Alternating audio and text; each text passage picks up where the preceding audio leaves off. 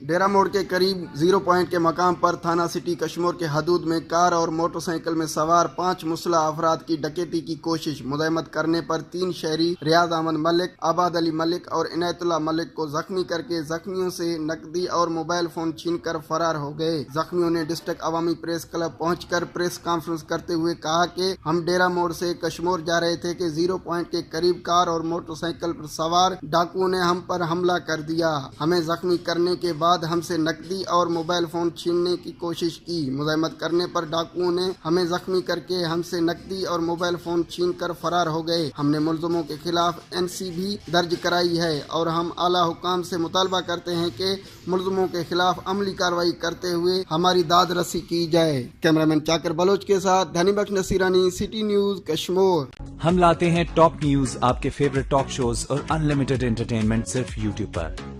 अगर आपने अभी तक हमारा चैनल सब्सक्राइब नहीं किया तो अभी सब्सक्राइब करें और बेल आइकॉन को क्लिक करके हमारी लेटेस्ट वीडियोस के बारे में अपडेट जानें।